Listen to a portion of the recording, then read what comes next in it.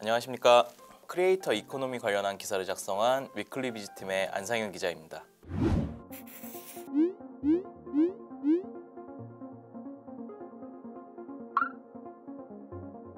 이제 한국말로 번역을 하면 창작자 경제를 의미하는 용어인데요. 실리콘밸리에서 2010년대부터 이제 본격적으로 쓰이기 시작한 용어로 우리가 흔히 알고 있는 유튜브나 틱톡, 그리고 트위치 이런 다양한 수익 활동을 하거나 이런 다양한 비즈니스 생태계 또는 전체 산업을 일컫는 용어로 쓰이고 있습니다.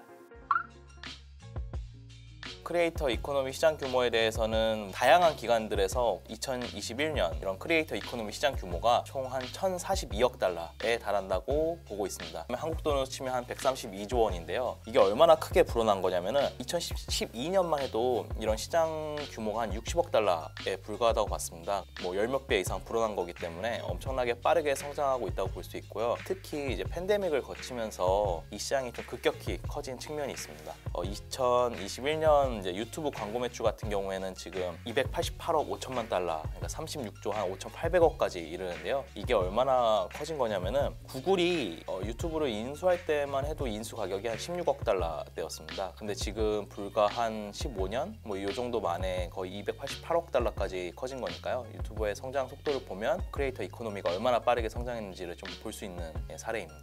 그리고 크리에이터 수도 이제 팬데믹을 거치면서 굉장히 많이 늘어났습니다. 이게 어도비에서 작년에 발표한 보고서를 보면 이게 전 세계에 3억 명이 넘는 크리에이터가 있다고 합니다. 심지어 이 중에 한 절반인 1억 6,500만 명은 근래 2년 사이에 추가된 인원이라고 합니다. 그만큼 폭발적으로 지금 크리에이터가 늘어나고 있는 건데요. 이게 또 자세히 살펴보면은 전 세계라고 하지만 중국이나 인도 같은 경우에는 빠져 있어요. 근데 인도 같은 경우에도 유튜브가 되게 폭발적으로 지금 발전하고 있다고 알려져 있거든요. 중국 같은 경우에는 뭐 틱톡의 본고장이고요. 그렇기 때문에 실제 돈을 벌고 못 벌고를 떠나서 콘텐츠를 통해서 어떤 수익을 노리고 있는 사람들은 굉장히 많다고 볼 수 있습니다. 어떻게 보면 진짜 어느 사업보다도 더 많은 인력이 좀 투입되고 있는 모습을 보이고 있습니다. 수익을 창출하는 방법은 굉장히 다양합니다. 일단 플랫폼별로 좀 차이를 갖는데요. 유튜브 같은 경우에는 우리가 알다시피 광고 수익을 통해서 수익을 얻습니다. 유튜브에 심사를 해서 일정 자격 조건을 충족을 하면은 영상 조회수에 따라서 광고 수익을 이제 배분을 해주는 방식이죠. 대표적으로 우리가 알고 있는 이제 수익 창출 방법인데 이거는 이제 플랫폼에 따라 다른 거기 때문에 다른 플랫폼에서는 또 다른 방식의 이런 수익 창출 기법이 적용이 됩니다. 예컨대 패트리온이라는 그 미국의 이제 예술가에 특화된 콘텐츠 플랫폼이 있습니다. 이 플랫폼 같은 경우에는 예를 들어서 이제 서브컬처 그림을 그릴 수도 있는 거고 아니면은 뭐 정식 회화를 그릴 수도 있는 거고 이런 다양한 예술가들이 있잖아요. 이런 예술가들이 자신을 등록하면은 거기에 매달 정기 후원을 합니다. 이 대가로 선행 또는 독점 작품들을 좀 제공을 하거나 창작 과정에서 발생한 이야기나 아니면 작품에 대한 뒷이야기를 좀 나눌 수 있는 콘텐츠들을 독점적으로 제공하는 방식으로 어떻게 보면 후원자들에게 콘텐츠를 제공하고요. 그런 식으로 수익을 창출하는 방식도 있고 아니면은 미국 같은 경우에 또 아웃스쿨이라고 해서 정식 교사 자격증을 갖고 있는 선생님들이나 아니면 석박사 자격증을 갖고 있는 전문가들을 이제 섭외를 해서 원격 실시간 교육 콘텐츠를 만들고 이 교육 콘텐츠를 아이들이 학습 수강하는 방식으로 수익을 배분해가는 방식의 콘텐츠도 있습니다. 뭐 광고 수익을 배분할 수도 있지만 동시에 뭐 정기 후원이라든지 크라우드 펀딩이라든지 구독형 멤버십 서비스라든지 굉장히 다양한 방식의 크리에이터 수익 창출 방법들이 지금 나오고 있고요. 또 이런 다양한 방식에 따라서 또 플랫폼이 구축이 되고 있습니다. 이 광고 수익을 얻으려면은 진입장벽이 높은 요건들을 충족을 해야 돼요. 구독자 1,000명을 갖춰야 되고요. 그리고 1년간 콘텐츠 시청 시간이 4,000시간 이상을 또 충족해야 되고요. 이렇게 해서 뭐 이런 기본적인 조건들을 충족해서 심사를 받아가지고 통과를 한다 하더라도 또 45%의 수수료를 유튜브가 떼갑니다. 그러니까 55%만 그 중에서도 가질 수 있는 거예요. 실제로 한마디로 유튜브에서 수익을 얻을 수 있는 사람은 그렇게 많지 않다는 소리고요. 그리고 틱톡 같은 경우에는 이런 광고 수익 배분 구조도 없었습니다. 틱톡에서 돈을 버는 사람들은 지금까지 대부분 팔로워를 늘린 다음에 외부 제휴 광고를 따내서 그 광고를 통해서 이제 수익을 얻는 방식으로 이제 수익을 얻고 있었고요. 그래서 최근에 생긴 강소 플랫폼들은 이런 플랫폼 수수료를 수익을 굉장히 낮추는 방식으로 어떻게 보면 소비자들을 좀 끌어들이고 또 동시에 크리에이터들을 좀 끌어들이고 있는 방식입니다. 뭐 뮤지션이나 예술가 뭐 이런 사람들을 끌어들여서 정기 후원 방식으로 이제 운영되는 패트리온 같은 경우에는 수수료율이 5%밖에 책정이 안 돼 있어요. 한마디로 95%가 크리에이터들에게 돌아가는 건데요. 뭐 대부분 다 30% 미만의 이제 콘텐츠 수수료율을 책정하고 있어서 이런 경우에는 상대적으로 훨씬 더 많은 수익이 크리에이터들에게 돌아가고 있는 상황입니다. 전문 시장 조사 기관인 링크트리 조사에 따르면은 지난해 전업 크리에이터 중에 46%가 연간 $1,000도 벌지 못한다고 했습니다. 그러니까 이게 한국 돈으로 하면 128만 원인데요. 뭐 한 달에 진짜 뭐 한 10만 원 버는 수준인 겁니다. 사실상 콘텐츠 크리에이터 시장에서의 빈익빈 부익부 현상은 뭐 심화된 상황이고요. 아직은 해결될 기미는 좀 보이지 않고 있습니다.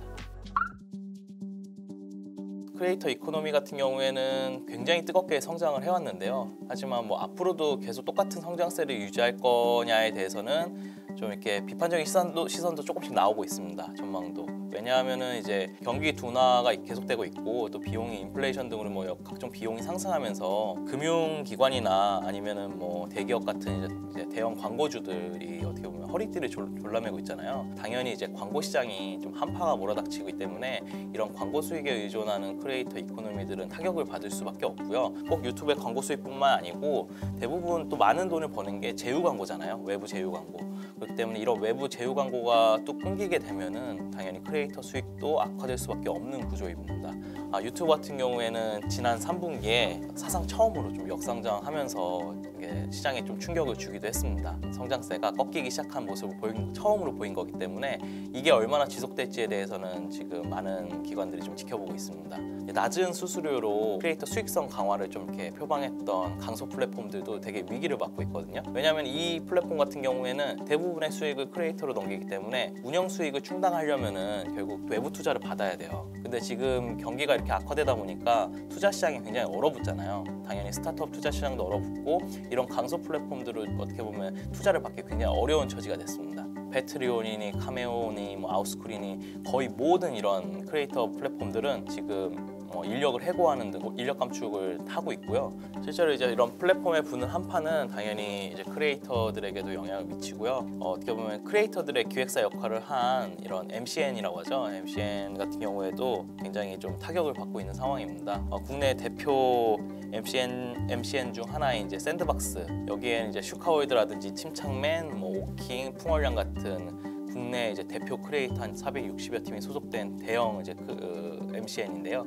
지속적으로 지금 적자를 내다가 스타트업 투자 시장이 얼어붙으면서 투자도 받기 힘들어지니까 지난 11월에 사업 조직 개편 및 권고 사직을 좀 단행을 했습니다. 그래서 인력 감축에 나선 상황이고요. 이런 요소들을 보고 전문가들은 사실 아직 크리에이터 이코노미 생태계가 제대로 갖춰지진 않았다고 좀 평가를 하고 있습니다. 기사를 쓰면서 크리에이터 이코노미 엄청 성장하고 사람들이 많이 뛰어들고 관심 있는 건 알겠지만 이렇게 급격한 성장을 거쳤는지 몰랐습니다. 특히 팬데믹을 거치면서 크리에이터 수라든지 또 산업 규모라든지 모든 측면에서 어떻게 보면 폭발적인 성장을 거쳤고 실제 유튜브나 틱톡뿐만 아니고 굉장히 다양한 플랫폼들이 등장하는 걸 보면서 진짜 이게 하나의 큰 변화의 시기를 맞이했구나 라는 좀 생각이 들었습니다. 하지만 동시에 이 유튜브 같은 경우에 처음으로 이제 광고 매출이 꺾이는 걸 보고 다양한 플랫폼들에서 똑같이 인력 감축에 나서는 등 어려운 걸 보면서 이게 단순히 이제 성장기를 벗어나서 어떻게 보면 성숙기 또는 과도기로 넘어가는 시점일 수도 있겠구나라는 좀 생각이 들어서 만약에 이 크리에이터 이코노미에 큰 관심을 갖고 계시고 뛰어들 생각이 있는 기업이나 개인이라면은 경쟁이 치열한 만큼 플랫폼뿐만이 아니고 개인 크리에이터 간에도 이런 수익성 격차는 굉장히 좀 커지고 있거든요. 그렇기 때문에 기회인 만큼 또 그 추락하는 바닥도 더 깊어질 수 있어서 많은 분들이 이 시장에 관심을 갖는 만큼 또 깊은 고민을 좀 가져야 되는 시점이 아닌가 하는 생각이 듭니다. 지금까지 위클리비즈 안상현 기자였습니다. 감사합니다.